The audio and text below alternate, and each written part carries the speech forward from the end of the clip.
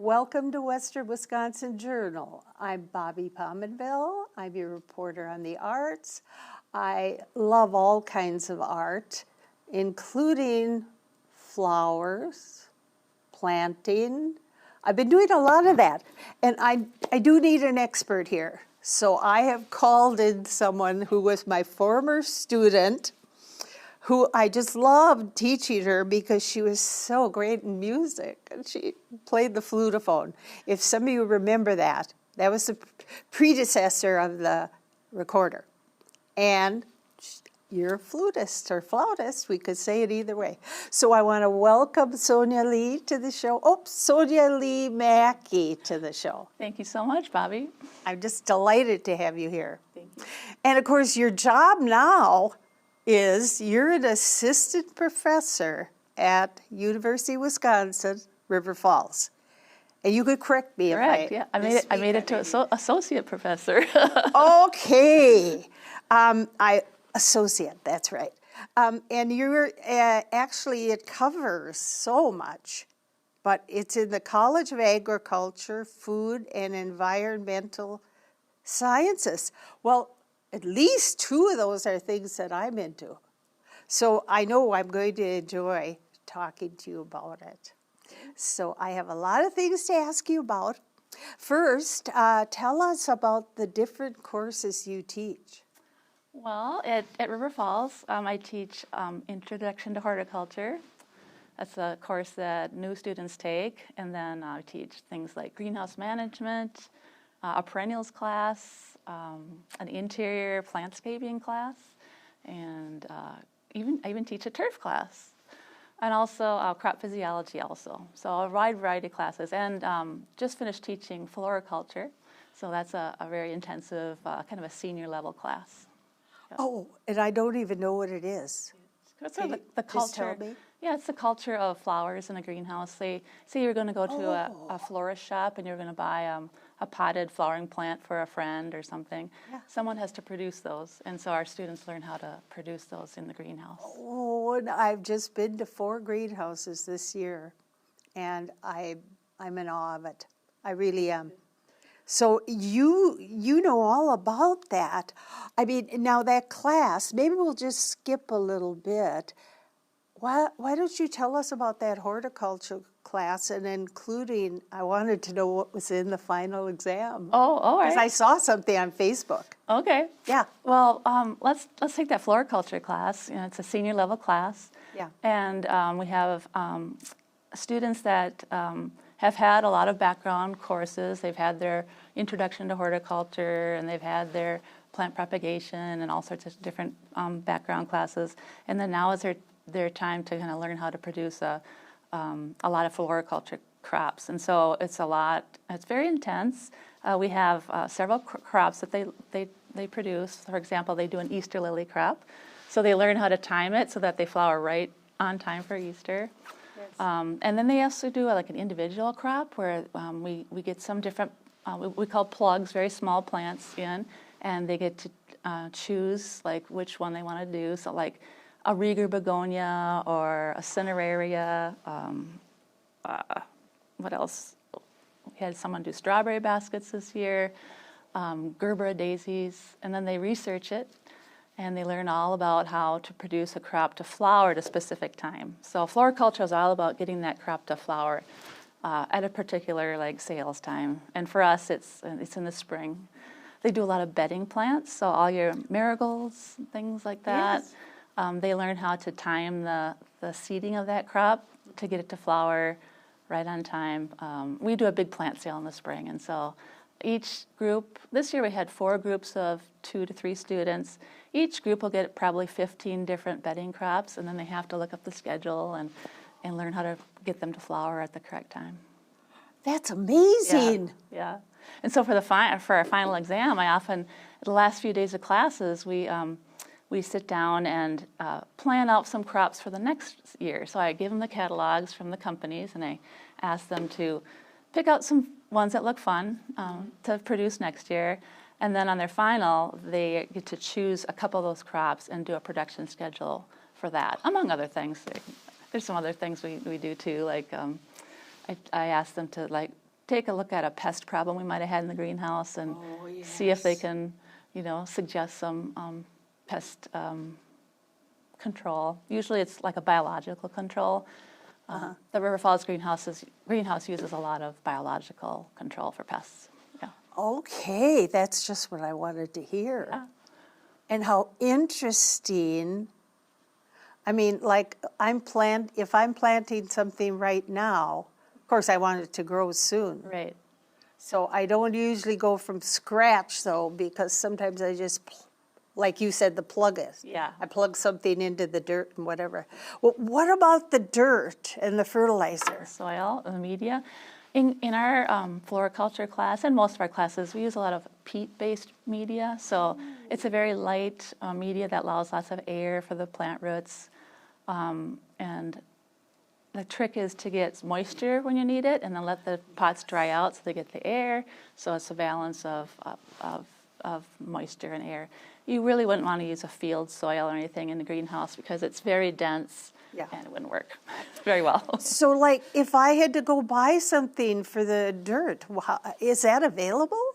A peat type of thing? Yeah, all the peat-based medias are in your, Really? in your big stores and small garden centers and big garden centers. Yeah, I've never heard of that. and they all have like people that can answer all your questions. And, Yes. Yeah.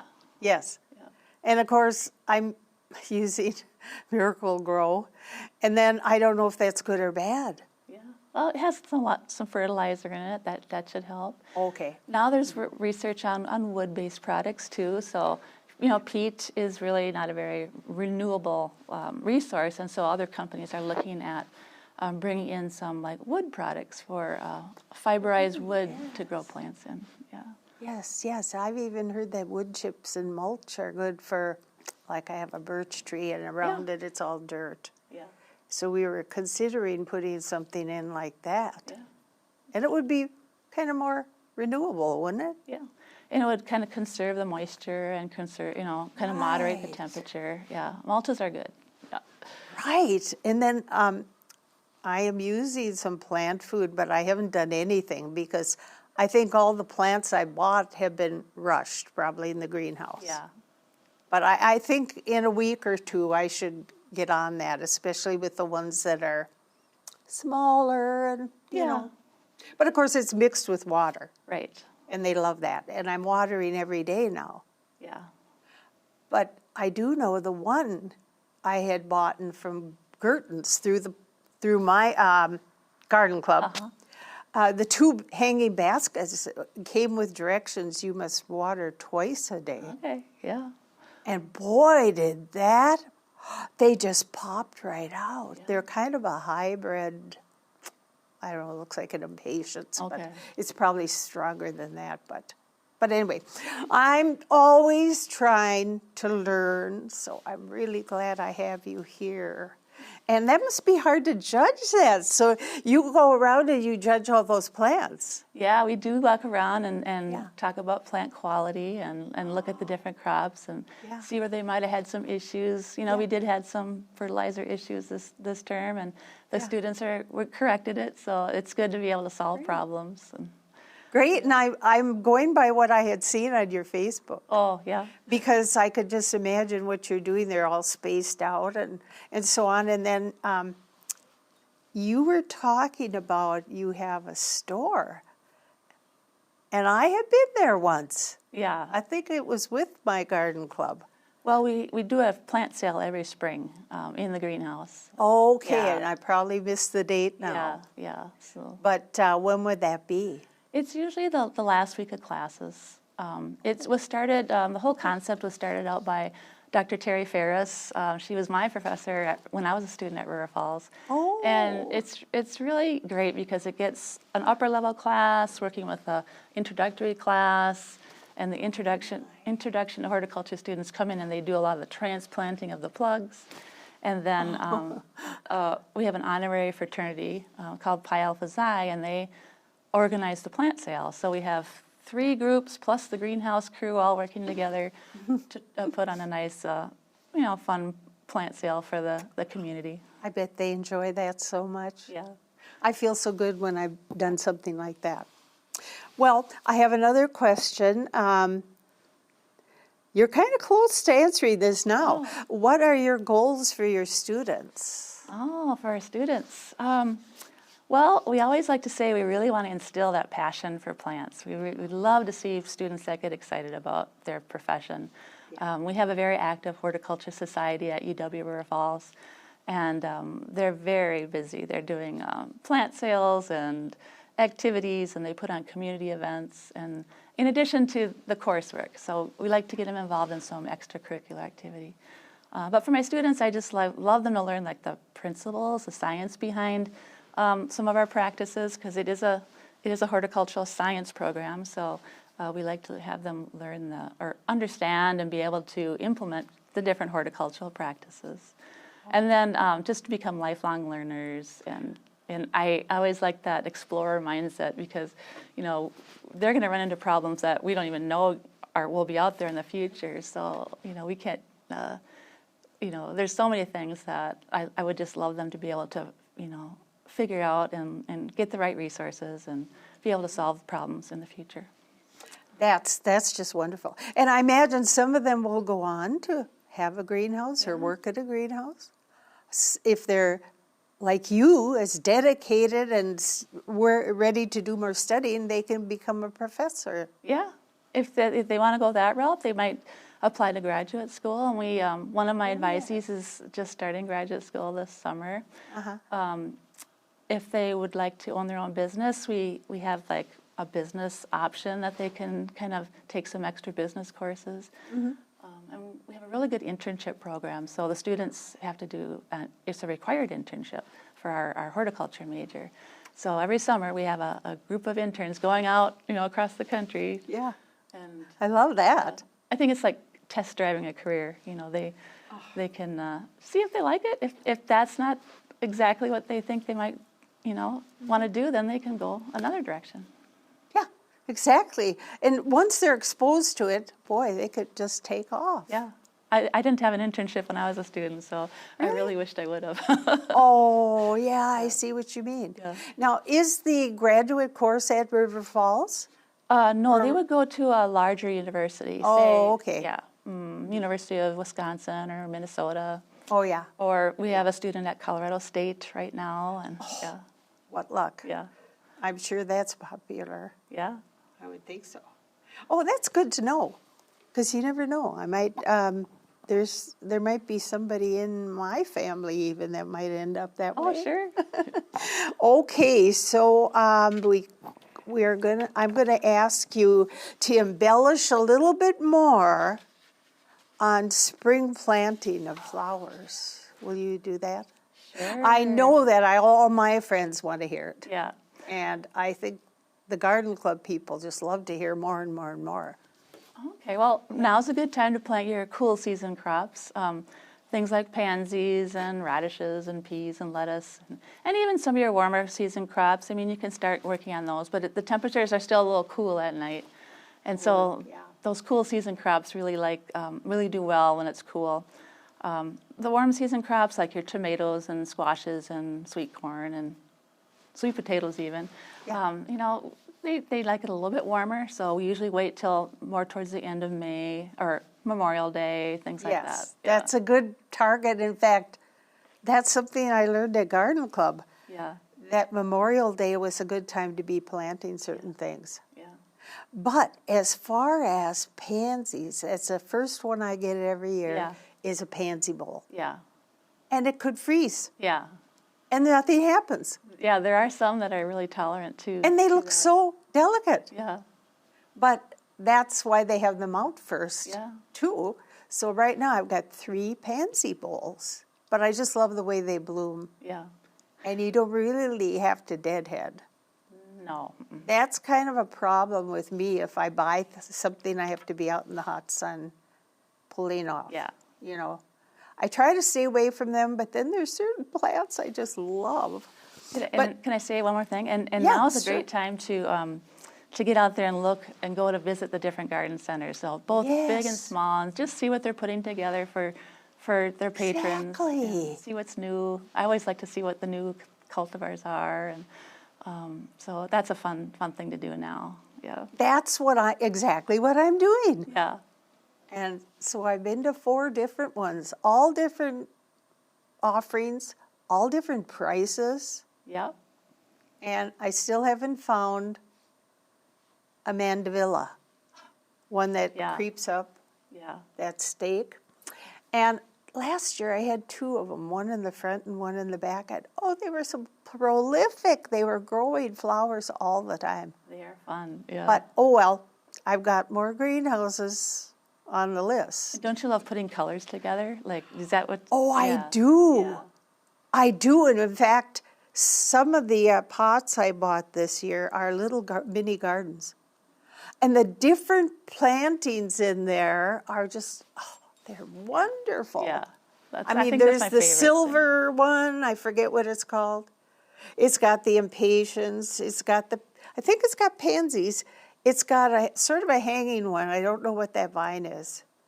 But anyway, there's more that I can't even name. Yeah. But those little mini gardens. They're fun. But then I always get out there with my dirt and I try to put stuff together. Yeah. And I have all different sized pots. And of course, I save everything. But I've got a little bit too many of the big ones. This year I'm refreshing all my pots. Sometimes I'll plant them in the same media, year to year. But Yeah, now that's right. I invested in some good potting media, and I'm going to be putting new media in my pots before I plant. That's wonderful. What a good suggestion. Yeah, that helps. Yeah, and then I have some ceramic pots I have bought. They're kind of expensive. Colorful, though.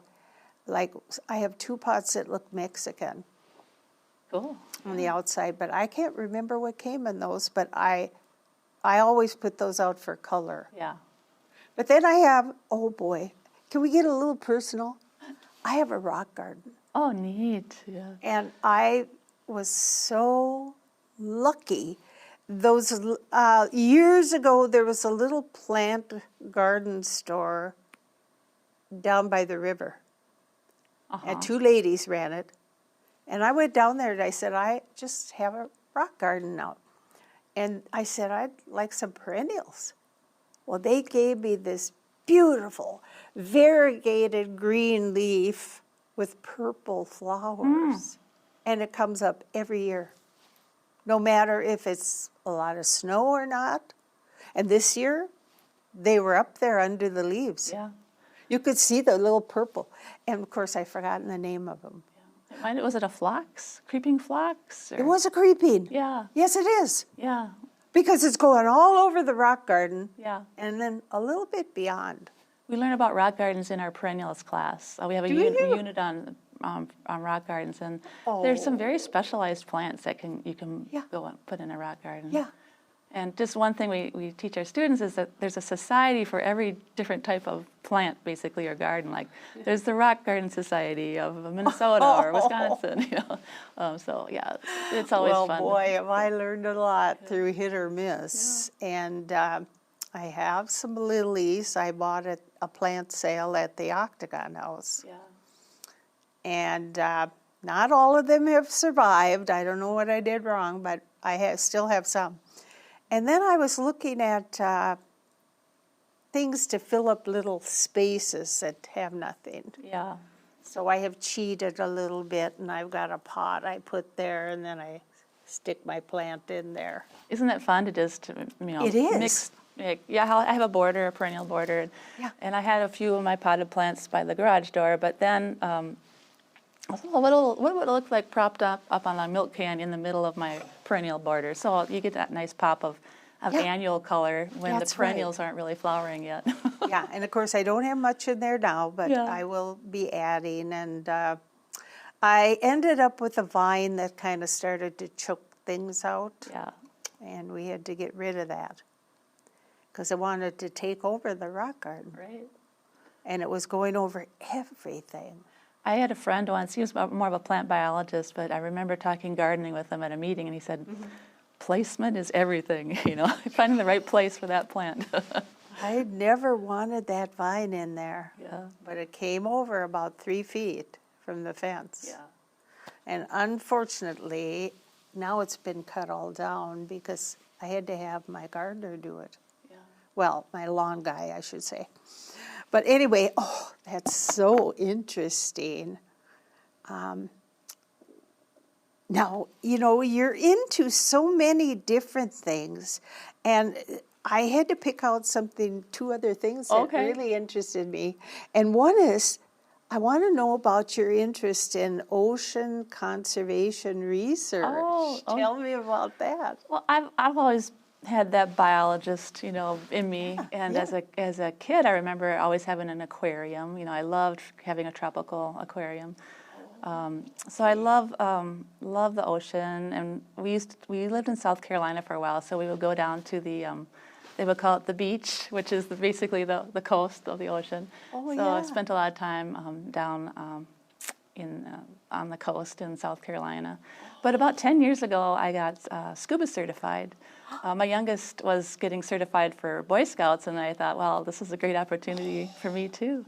So we did sort of a liveaboard cruise for like about a week in the Bahamas, and we did about 15 dives, and Oh, my. it's just like being in an underwater garden when you're down there in the reef. So it's just, all the color is just beautiful. And so I like many, I just feel it's so important to conserve that biological system, that very important resource. Yes, I totally agree with Yeah. you.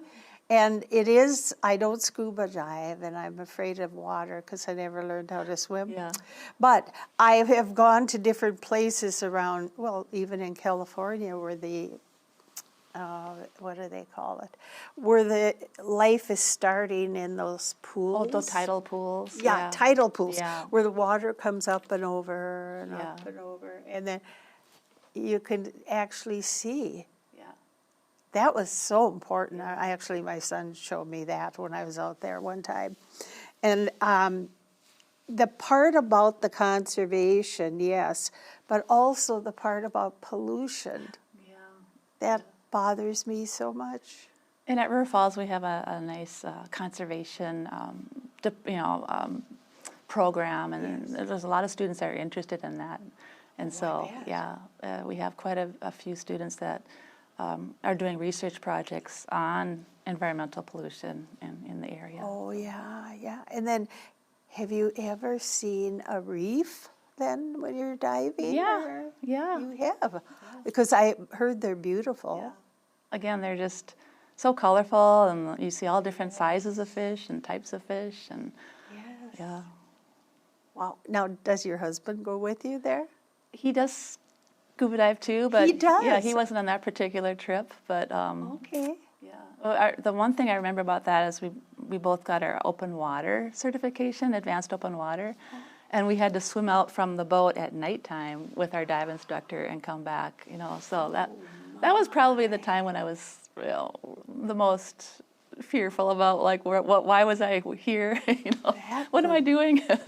That sounds really yeah. challenging. We knew the dive instructor, would He was watch. there. Yeah, it was. She would watch out Or for she. us. Yeah. That would be really scary for me. But anyway, I think I'm so supportive of anything like that. And there's one other thing I read about you, and you have so many interesting things. And the other thing is Earth Sky.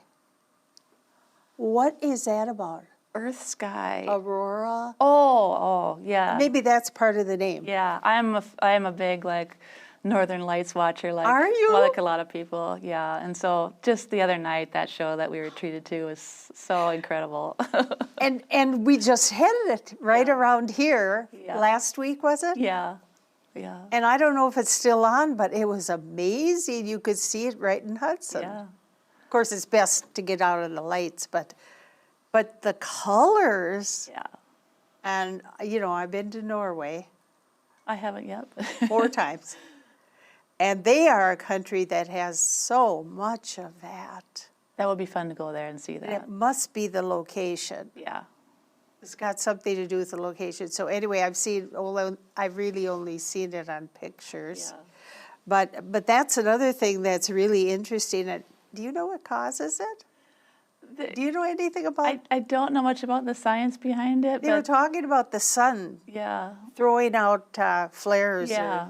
And And those, that could have caused it? yeah, they travel to Yeah. Earth, but I guess I'd have to ask someone in physics or Oh, a planetary I geologist. find that interesting too. Yeah. And beyond space. I'm into space shows.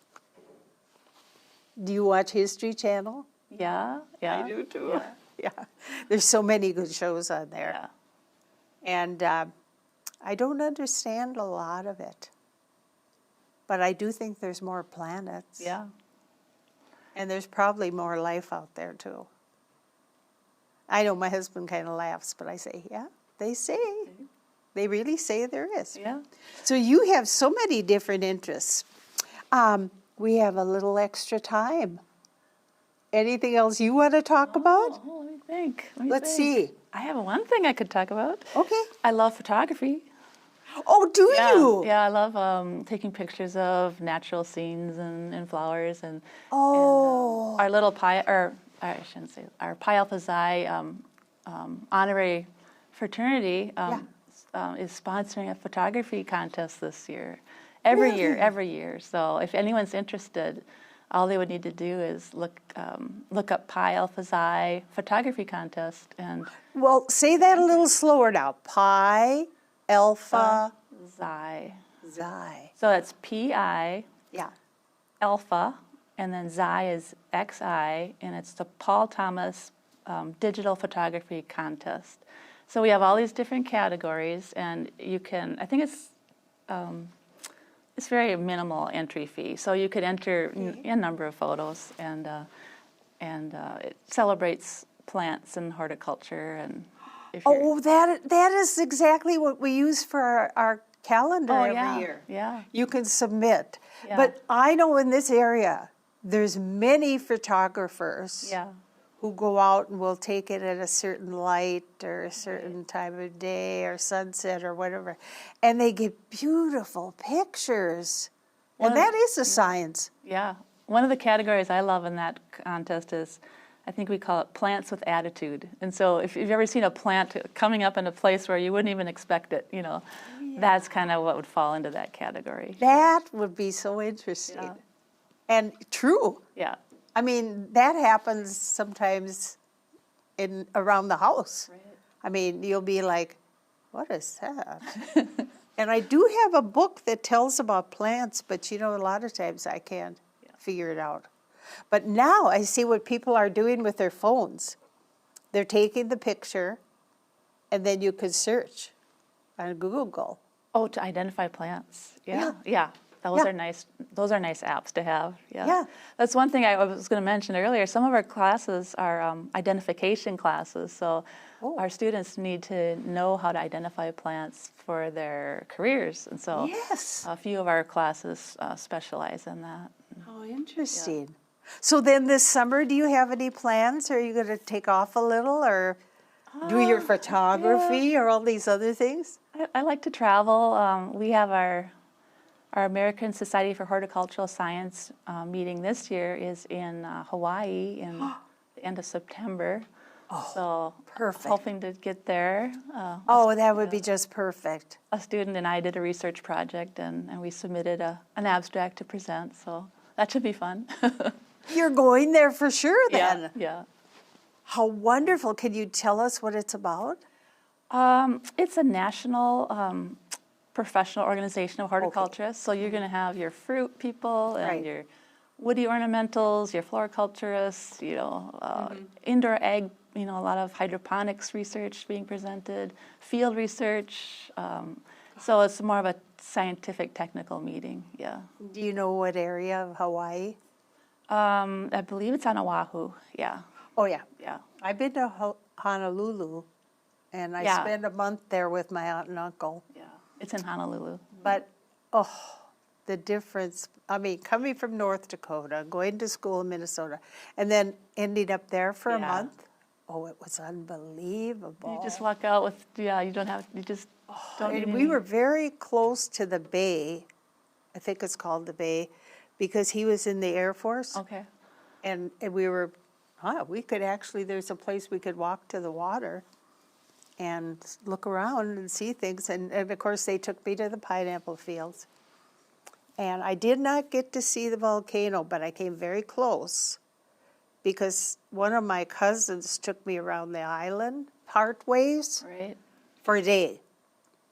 And I know we were close to that, but I've seen pictures, of course. But I have always thought that's so beautiful. It's such a great experience for the students, too, It to get out is. and travel. We have a class of students right now in Puerto Rico right now on a tropical Really? agriculture class. Oh, right? that would be fun. Yeah. Yeah. Oh, my gosh. Yeah, there's so many things. I think you really got an excellent program there, and I hope some people are listening that might be interested in going to university and studying these things. Sure. I think it's just, I was totally baffled when I started really gardening was when I retired Yeah. because I had more time. Yeah. But I really didn't know where to plant hydrangea. Right. And I was told by one of the garden ladies, well, this one needs sun and you've got it in the shade. That can be a problem. I know. So it yeah. wasn't flowering, Yeah. you know. Yeah. I've heard morning sun is good. I have one that's not flowering too, but Yeah.